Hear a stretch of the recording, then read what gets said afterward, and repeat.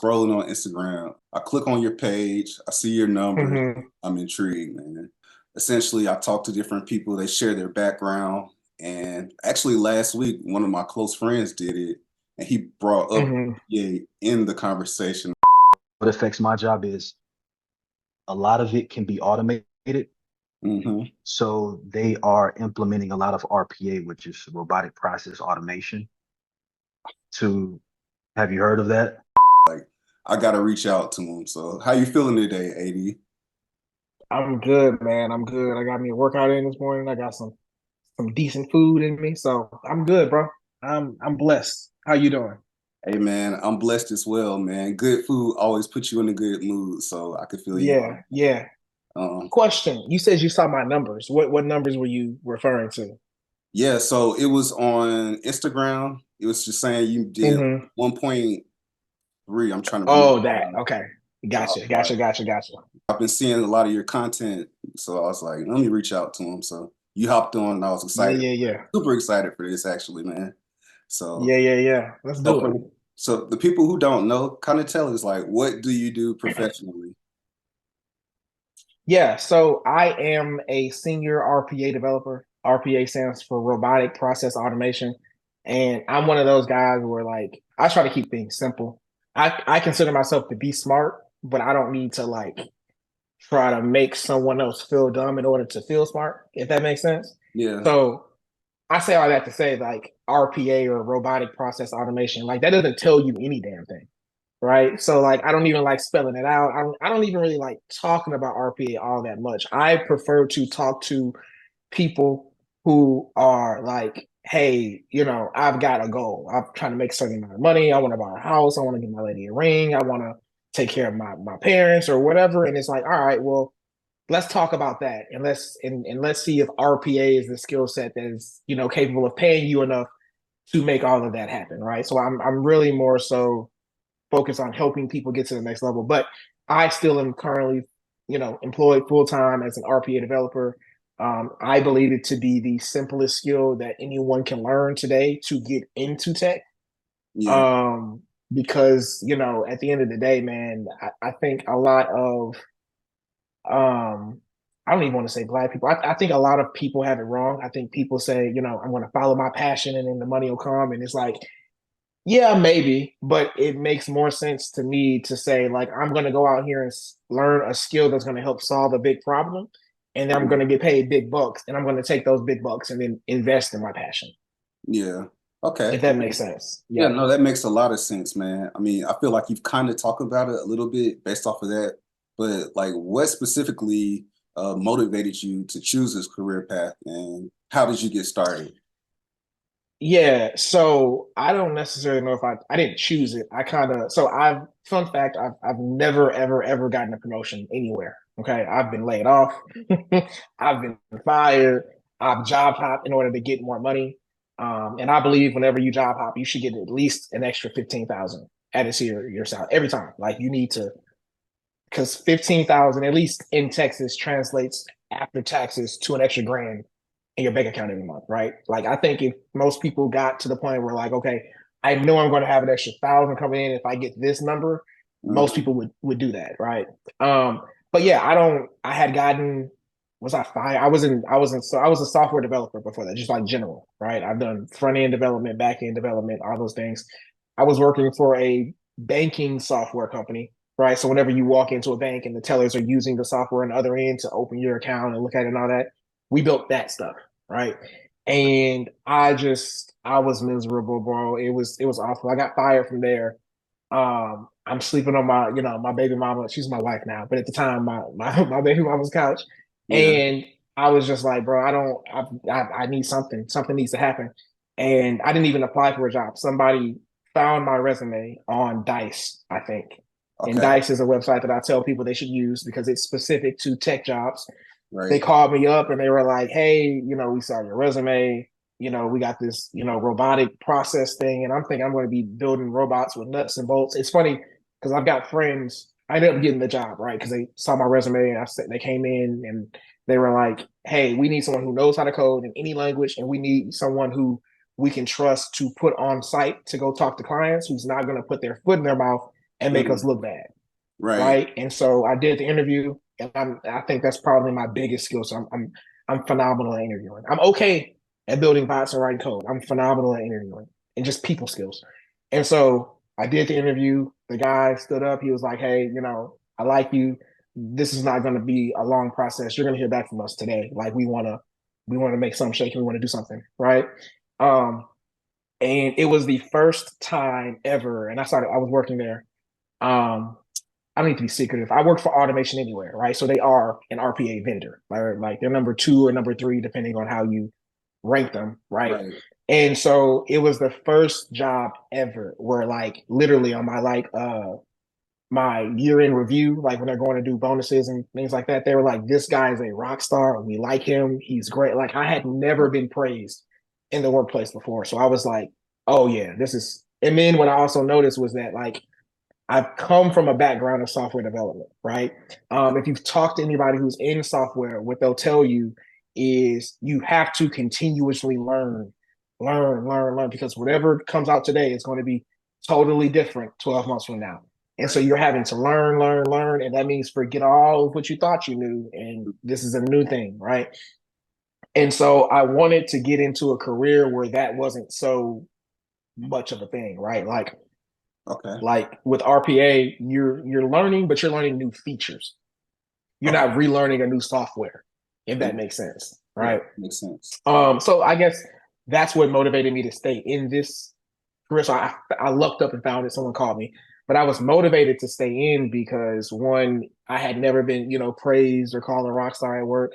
It is far simpler than coding. If coding is a 10 out of 10 in difficulty, then RPA is like a 5 or a 6 in comparison. So I'm like, there's no way that they pay me more than what I was getting paid, and the job is easier.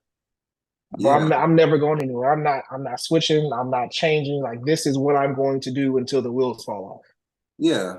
I mean, that makes sense, man. Like you're getting compensated more and it's not as, I guess, technical as sounds, if I'm understanding you correctly. Is the learning curve is a lot shorter, right? Because you're dragging and dropping rather than like physically writing code. So the Yeah. example that I like to give is that like let's say you build homes and I build homes, Right. right? Let's say you build homes brick by brick. You lay the brick and the mortar and all that. I 3D print homes. So I 3D print one wall and then another wall, then another wall, and I find a way to put them all together, and then I 3D print the roof. We're both doing the same thing. Mine is just more automated than what yours is. Right. Okay. Yeah. So that would be the example of like coding versus RPA, where we're kind of dragging, dropping, and configuring. Yeah. What do you like best about what you do? Bro, I like that it's simple. I like that it's simple. I like that, like, because I'm a gamer, right? I like anime as well, but like I'm not passionate about tech. I'm not passionate about like, bro. I like fast cars. I like beautiful women. I like spending time with kids and my family. Like I'm a guy who likes what he likes, right? Right. Um, and again, tech and RPA are just um they're just tools to help me live a lifestyle that I enjoy. And so, but like, let's say, it's 5 and I shut my laptop, like, I'm not thinking about RPA over the weekend. Right. I don't care, So, like, yeah, like, I mean, but I like that RPA is simple. Like, I like that, like, I can be given a project, and if you give me 5 to 10 minutes, I can say, okay, this is what all needs to happen. Okay, I can break it up. I can do it like this. Okay, boom. I can do this part in an hour. That part might take 90 minutes. That part, and I can in my mind or on a piece of paper figure out like, okay, here's how much time I'm going to need to build it. And then Right. here's how much time I'm going to need to test it. And then I spread that time out over the course of a week. Okay. Right. And, I like to wake up early. Like if I'm going to do my work, I'm going to do it between, the hours of, 7 a.m. and 10. And like, that's 3 hours of focused work. And I know exactly what needs to be done. So I think that it's a career that allows me to go at my own pace. Right. There's not a lot of people who know how to do it. And it's simple. Some people, I think they really want a challenge when it comes to building and coding and things like that. Yeah. That's not me. I want to wake up, know what needs to be done, Right. know how to do it, and Right. be able to schedule it into my day. in an efficient, simple manner. Yeah. Okay. So, I mean, but what would you say is the biggest challenge? I mean, because it sounds like, I mean, that's not really what you're looking for. You want to something like you say, you want to get to it, you know what you got to do, knock it out. You Mm-hmm. want to be having this mental exercise of like difficult work. But what would you say is the Mm-hmm. most challenging part about RPA? Um, you mean working with the tool of RPA, or you mean the career of being an RPA developer? Uh, the latter more so. Um, well, you're gonna have to explain what that means. I know people use former and latter. Which one? So the Because second, yeah, the second, like the what second would, one. Okay, so yeah. the career. Okay, so yeah, dealing with people, bro. Dealing with people. So it is. So the best projects. I'm gonna tell you what the easy part looks like, and then I'll kind of tell you what variables change. So the best projects I've ever been on are the ones where there's a stakeholder and they have some kind of process that they want automated, right? They have a video of a recording of the process, and or they have like a document with screenshots in it, right? Of like point here, click here, type this, all that, right? Those are Yeah. great.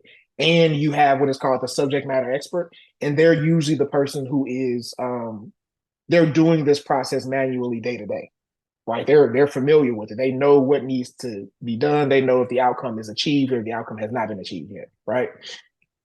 The best projects are those that are simple. Like we understand what needs to happen. There's not a lot of deviations. There's not if this then you do this, if this then you do. It's Right. simple, it's linear, it's straightforward. Um it doesn't, because RPA doesn't do well with human judgment. It needs to be, black and white, yes or no, those kind of things. Right. And also when like they understand that it's going to take time to build this, right? So they'll say, hey, here's the process.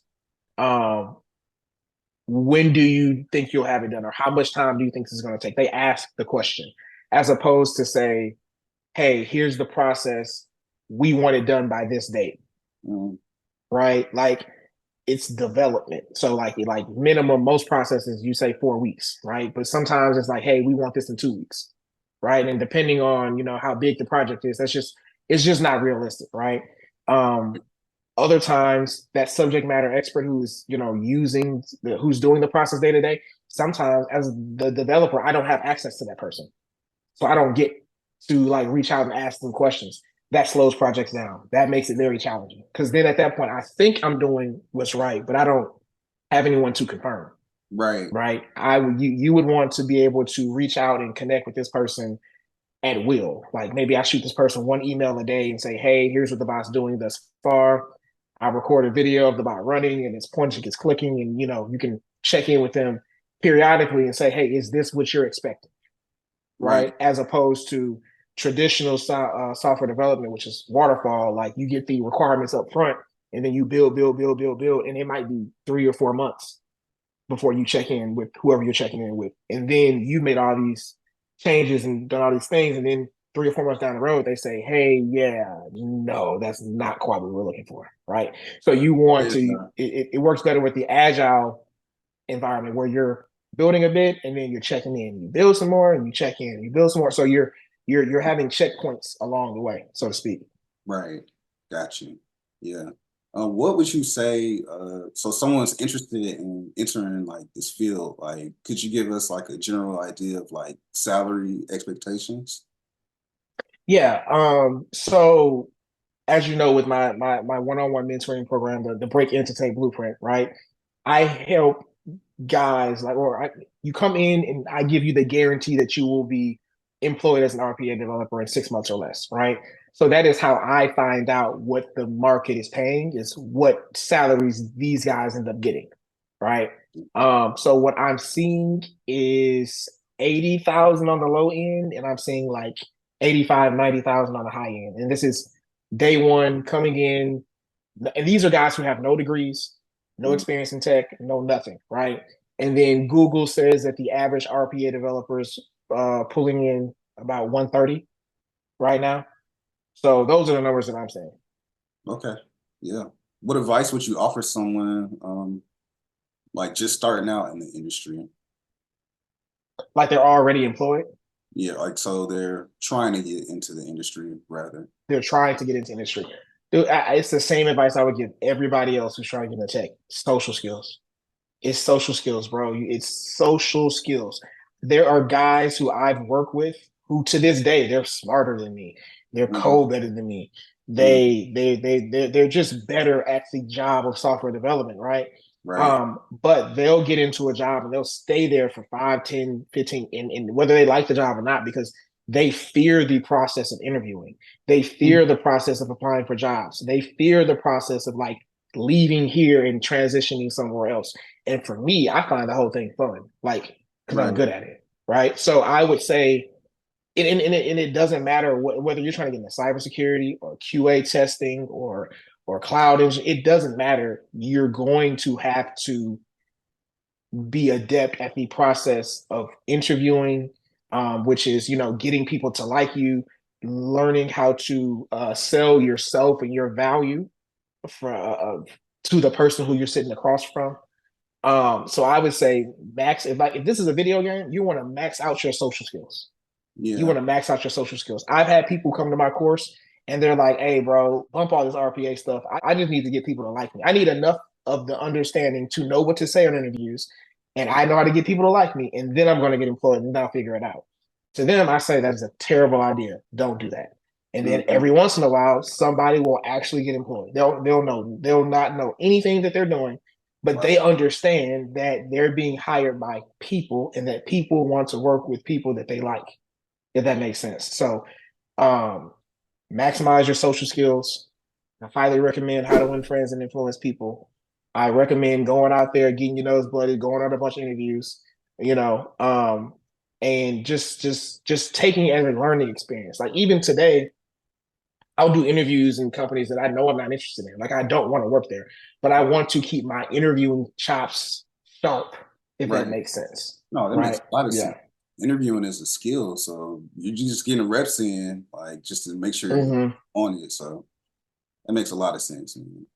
So, like, so what trends do you see like in your industry? Like, where do you see it going, like in the next 5 years or so?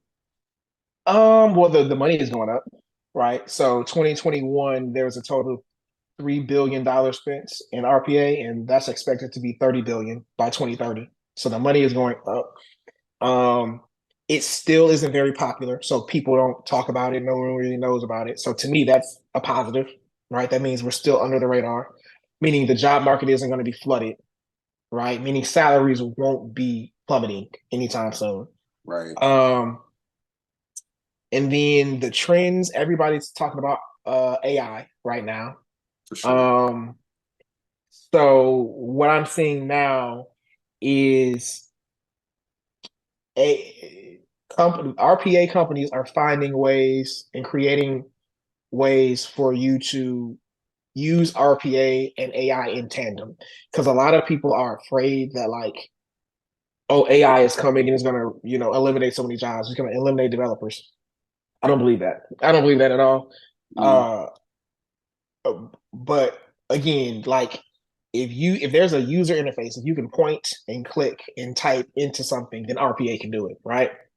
If there's an API, meaning we can send some information over the web without any web browsers or anything like that, RPA can do that too, right? So any technology that you have out there, if there is a user interface for it, we can use RPA to interact with it. So I don't see AI, overtaking or diminishing RPA or anything like that. It just becomes another tool that we can use to plug and play with RPA, if that makes sense.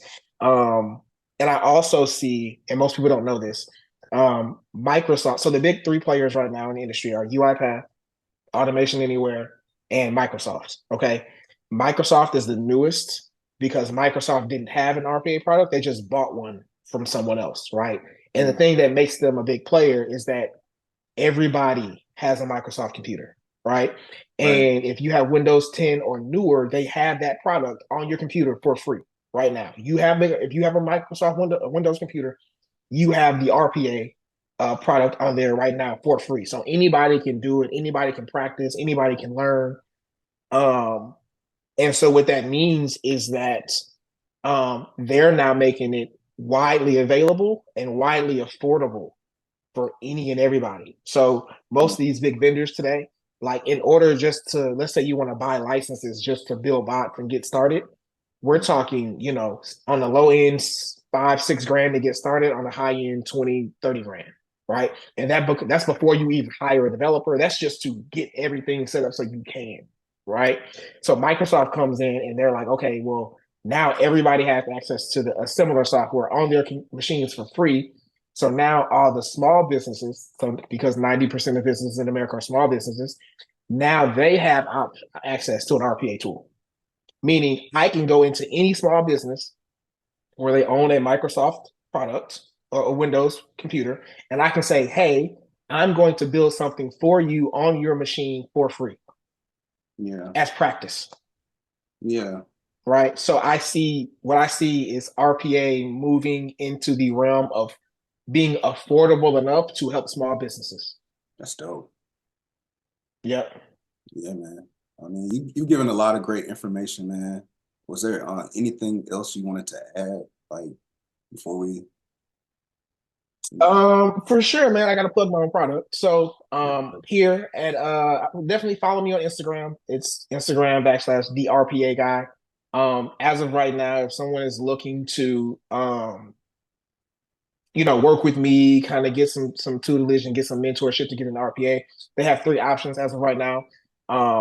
I'll start at the top. At the top, we have my flagship product, which is the Break Into Tech Blueprint, where I'm working with you, right, one-on-one, and 6 months or less, I'm helping you get employed in the industry. It's not a boot camp. Okay, I wanna say that we are very much different, because boot camps bring you in, they teach you a skill, and then they kind of push you along your way. That's not what we do. Here, you come in, we hold your hand, I give you a roadmap day one, right? And we have a ranking system, right? Everyone starts at rank 1. We move all the way up to rank 6. And in order to get to rank 6 and graduate, you have to sign an offer letter. Okay. So we are the world's first program where we guarantee you employment. Okay. And if you do not get employed at the end of the 6-month contract, I will personally, not a coach on my team, not anyone else, I will work with you for free until you are employed. Okay. Because we're not going to have any stragglers. Everyone's going to be employed. Now, if you throw your hands up and say, I don't want to do this no more, that's on you. But right. But those who are willing to do the work always get employed, right? So that is the flagship product, which is several thousands of dollars. That's something. Hit me on Instagram. We can talk about that, right? Underneath that, I have what we call RPA school. I'm sorry, RPA University, right? So it is all of the exact same stuff that I teach in the Break Into Tech Blueprint, all of the same things that my one-on-one mentees get, except it's hands-off. There's no one-on-one aspect to it. You just get access to the videos, all the content, all the documents, all of the same stuff. So if someone is motivated and they can get out here and take action and follow instructions, they can get all the same results, right? And that one is it's $500 up front, and then $50 a month payment, and you kind of just do that as long as you need, right? With the ability to book a paid coaching call if you feel like you're struggling and need some help. Right. So that's more of the self-paced option. And then outside of that, there's just booking a paid coaching call in general. Like 30 to 60 minutes, we chop it up, we talk. And the interesting thing about it is, even if you're not interested in getting into RPA, but you're interested in getting into tech in some form or fashion, I would still say it's worth booking a coaching call, because the steps are the same no matter what. You learn a technical skill, right? Then you make sure your resume and all the other stuff online looks good, your LinkedIn. Then you learn the social skills and you learn how to interview. And then you apply for a shit ton of jobs. The steps are the same no matter what the technology is. So if somebody feels as though they're struggling right now to get into tech in any kind of aspect, the steps are all the same. So I would say, go to my Instagram, link in my bio, let's book a call, let's talk about it. Yeah, man. I love it, bro. I think you gave a lot of great information, man. I hope people watching this got something from it, man, and they take action. So Yes, for sure. Last question for you. Mm-hmm. I mean, you kind of know the direction, but I'm just gonna let you pick. Mm-hmm. Do you do best to worst or favorite to least? Best to worst or favorite to least. If I say best to worst, that's more definitive. Yeah. Let's do favorite to least. Look in the chat real quick. And let me just pick. Okay, let's do it. The bottom left one looks like Future. Um, I'm not gonna lie to you. I listen to his stuff on the radio. I've never listened to an entire album by Future, although I think he's talented. Okay. Um, I'm a huge J. Cole fan. I've listened to J. Cole since before I listened to all the mixtapes. Gotcha. So definitely gonna rank him up there. I love I believe Lil Wayne when he started first came out, he was calling himself the best rapper alive. Like a lot of people were looking at him like, God, like who are you to say this? And I think now, especially since that album, The Carter Three, like he's making a strong argument. Um, I love Carter 3. Obviously, you got to respect Drake. Yeah, yeah, yeah. And then there's Good Kid, Mad City. Okay, so if we're just gonna go favorite to least, I'm gonna go 2014 Forest Hills Drive because I Okay. know all the lyrics on that one. And then I'm gonna go, and then Kanye's is great too. This is kind of hard, man. It's tough, man. Um, Because I'm sitting here trying to figure it out, like, dang, I'm asking a question. I need to answer it myself. yeah, yeah. So this is favorite to least. So this is not like okay. So I'm Yeah. gonna say 2014 Forest Hills Drive. Okay. And then I'm probably gonna say Good Kid, Mad City. Okay. Nah, I take that. Nah, which album had? Because the Carter Three had a lot of really good stuff on it. Yeah, I'm gonna go Good Kid, Mad City because I think Swimming Pools was a. It's just a dope song. It's a Man. song about alcoholism, but he makes like you don't know that. Like you're kind of just bopping and grooving to it in the club. But if you sit down and listen to the lyrics, it is Yeah. about alcoholism, Yeah. and it's crazy. And I saw him live when that album came out. Man. Um, It has to be dope. Cole, Kendrick. Then I'm going to say the. Then I'm going to say, you know what? Nah, I'm going to throw Graduation. Is that Graduation? Yeah. Then I'm going to say Graduation. Then Carter Three. Then Drake's album. Then Futures. That's what I'm going to say. Hey, man. That's solid, dude. It's subjective for real, but For sure. it's solid, man. I'm not mad at For sure. the Drake last, like in the future. So there's another one. I And mean, I I'll go okay. ahead. Come on, let's do it. Oh, you want to do the other one? Let's see. Pick a side. Pick a side. Let's see. Pick a side. Pick a side. Pick a Oh side. man, Civil War. Okay, well here's the thing, bro. I'm old. I'm not young. I don't try to act like I'm young. Yeah. So some of these guys I don't even think I know. Like that guy, whoever that is, right underneath Kendrick, I have no clue who that is. Right. I see on Drake's side it's him, Cole. I think that's Lil Yachty. Yeah, Yeah. that's Lil Yachty. Yeah. I have no guy no clue who the guy in the mask is, and Oh, that's the Sexy Red. I mean, That's funny. Who is the guy underneath Kendrick? let me see. Under Kendrick is, I think that's Metro Boomin. So Oh, he's a producer, right? yeah, Okay. Um, dude, I'm gonna go with Kendrick's side just because I know everybody on that side. yeah, That's what I'm gonna say. Even though Cole and Drake yeah, are two of my favorite, and I like Sexy Red too. I I don't want to meet her. I wouldn't want to hang out with her, right. but I like the fact that like I think that see I'm getting into a whole other topic. I think all men, if they're being honest, they want a sexy red. You Yeah, want a woman who's just for you. She's as freaky as whatever you want her to be, but for you, yeah, right? So I see yeah, her as she's what every man wants, but like kind of kept tucked away in the house. So I respect her at least a little bit, at least yeah. a little bit. Hey, man, you ain't talking crazy, man. I honestly, I picked the Coles. I mean, I picked the Kendrick side as well. Only thing that I hmm like about it is Cole's on the other side. So I'm a big Cole. hmm Drake's cool. I'm not a huge hmm Drake fan. I picked that side too. So Bro, his career though, like because he was out, he was big when the Carter Three was out. I was yeah, in high school, so that was 2009, 2010. Like ever since Best I Ever Had came out, yeah, he's not gone away. He's been here. my entire adult life. Yeah. I've never seen anyone have a career that long. And it wasn't like he's been here kind of like he's popular for a year or two, like Snoop Dogg, and then he goes away for 5 to 10 years and then comes back. Yeah. No, he's been here consistently, like an album every 2 to 2.5 years. Yeah. The entire time. He legitimately, I think, might have the best career of any hip hop artist ever at this point. Yeah. Hey man, he's up there for sure, man. He getting those numbers. Yeah, But, for hey sure. man, I appreciate you taking the time out, sharing, everything you did, man. It's a dope conversation, man. I can't wait to upload it, man. Awesome, brother. Well, thank you so much for having me. I appreciate it. I can't wait to share when it does come out.